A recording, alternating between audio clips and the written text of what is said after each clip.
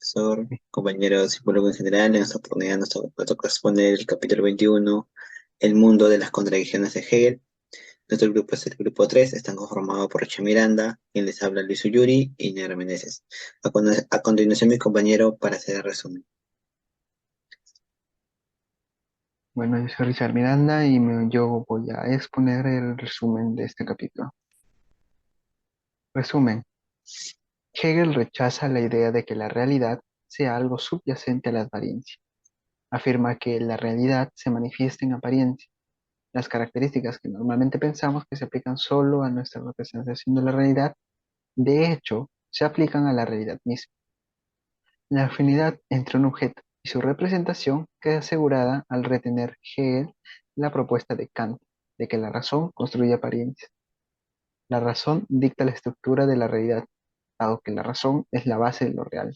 Lo real es racional. Hegel rechaza el punto de vista de Kant de que las contradicciones son producto de la ilusión trascendental. En su opinión, se trata de percepciones exactas de una realidad inconsistente. Hegel no se desconcertaba si un juicio es verdadero, si se corresponde con los hechos. Cuando los hechos son inconsistentes, un juicio verdadero sobre ellos debe ser inconsistente. Así pues, Hegel acepta las contradicciones.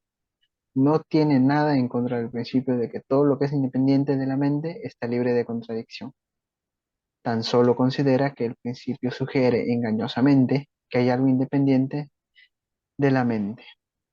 Si todo depende de la mente, las cosas son entonces libres de poseer propiedades que en principio parecen limitadas a las representaciones de las cosas.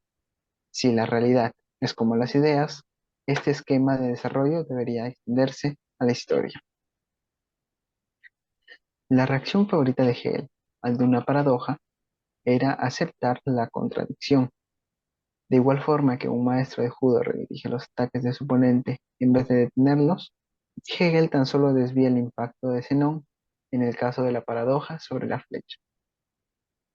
Así pues, el único error de Zenón fue suponer que los fenómenos contradictorios no pueden ser reales.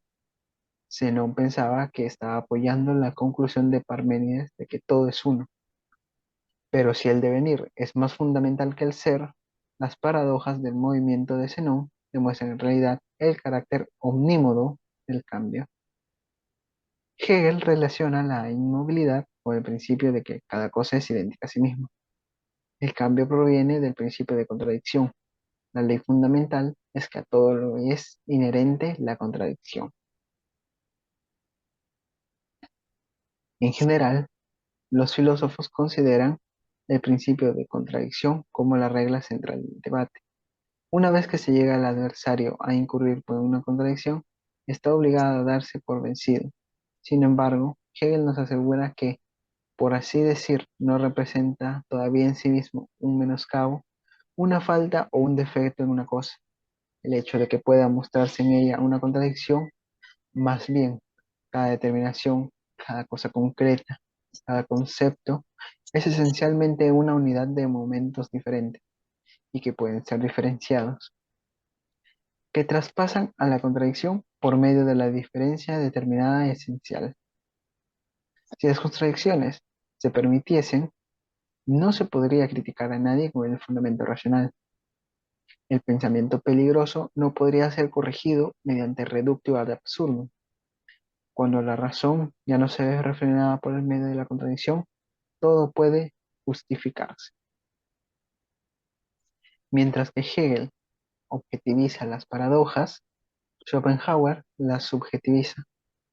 Las paradojas son síntoma de perversión intelectual. Esta revulsión clínica aflora en ocasiones en la literatura alemana.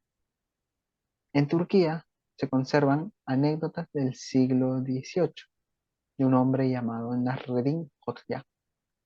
Una vez escuchó a un hombre que había venido a su casa a quejarse de su vecino. Hoxha le dijo: "Tienes razón". Luego, el vecino del que se habían quejado, molesto, le contó su versión a Hoxha y éste le respondió: "Tienes razón". Su esposa, que estaba escuchando todo, le dijo: "Pero Hoxha, no pueden tener los dos razón". Hodge escuchó con atención y replicó, tienes razón. Si Hegel acepta las contradicciones, ¿no será entonces tan complaciente como Hodge? De una contradicción se sigue cualquier cosa.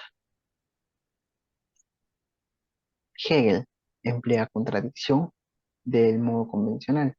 Sin embargo, su visión de la realidad no es convencional. Para el idealismo, la realidad es como un cuerpo de creencias o una obra de ficción. A menudo se atribuyen contradicciones de manera inexacta a sistemas teóricos y a tramas de películas. Hegel consideraba que algunos de sus seguidores habían incurrido en un error de ese tipo, colocar en la realidad contradicciones que no le pertenecían. La expresión de Hegel, en última instancia, se reduce a en la realidad. Si afirma en la realidad P y no P está perdida de separación, es la fuente real de inestabilidad en la filosofía hegeliana. A continuación, le voy a dar el pase a mi compañero Luis Uyuri para que explique los aspectos interesantes de este capítulo 21. Gracias, compañero. Aspectos interesantes. Los divulgadores de Hegel simplificaron la lógica de la historia como una progresión triádica de tesis, antítesis y síntesis. La historia es un diálogo en que la tesis se enfrenta a la antítesis. Hegel adopta, el otro aspecto interesante sería, Hegel adopta el tema de Heráclito de la guerra como canalizador esencial de la condición humana.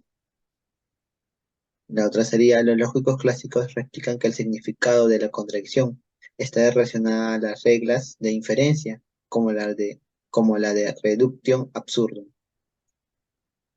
Los aspectos en desacuerdo, el único es, el autor inicia hablando de las palabras kantianas como el nomen. Si un lector que no conoce muy bien la filosofía kantiana se puede confundir con esta palabra y perder el interés en él, es decir, en la lectura de este capítulo. Gracias.